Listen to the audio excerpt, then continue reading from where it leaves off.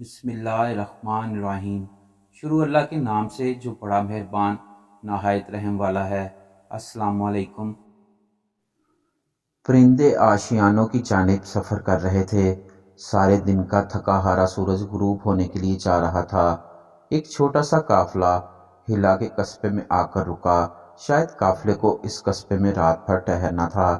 قصبے کا ایک شخص قافلے کے قریب سے گزرا تو اسے ایک بزرگ نے بلایا۔ گندمی رنگ، سرمئی آنکھیں اور کشادہ سینے والی نورانی صورت۔ بزرگ نے اس سے پوچھا، اس قصبے میں سب سے زیادہ نادار اور محتاج کون ہے؟ اس قصبے میں؟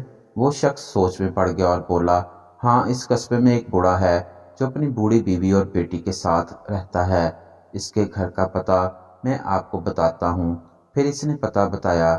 بزرگ کے اشارے پر وہ قافلہ بوڑھے شخص کے گھر تک پہنچ گیا۔ گھر بہت پوسیدہ تھا۔ اس کی دیواریں گر چکی تھیں اور ان دیواروں کی جگہ پھٹے پرانے کمبل لٹک رہے تھے۔ بزرگ نے اس بوڑھے شخص کو بلایا اور اس کے مکان میں رہنے کے لیے اجازت طلب کی۔ بوڑھا شخص حیرت زدہ رہ گیا۔ قصبے کے خوبصورت اور بڑے بڑے گھر چھوڑ کر یہ بزرگ آدمی اس کے گھر کیوں رہنا چاہتا ہے؟ بہرحال بوڑھے شخص نے حیرت اور خوشی کے ملے جلے جذبات سے بزرگ اور اس کے ساتھیوں کو گھر میں خوش آمدید کہا۔ بزرگ کو بوڑھے شخص کے گھر بیٹھے کچھ دیر ہی گزری تھی کہ باہر لوگوں کا ہجوم اکٹھا ہو گیا۔ سب لوگ بزرگ کی آمد سن کر یہاں جمع ہو گئے تھے۔ ہر کوئی بزرگ کے دیدار کرنے کے لیے بے چین تھا۔ بزرگ نے ہر کسی کو شرف باریابی بخشا۔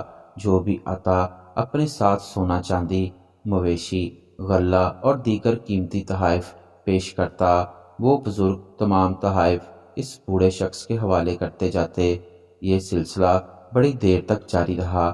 پھر بزرگ اپنے ساتھیوں کے ساتھ سفر پر روانہ ہو گئے۔ ان کی منزل حجاز مقدس تھی، جہاں انہوں نے فریضہ حج کی ادائیگی کرنا تھی۔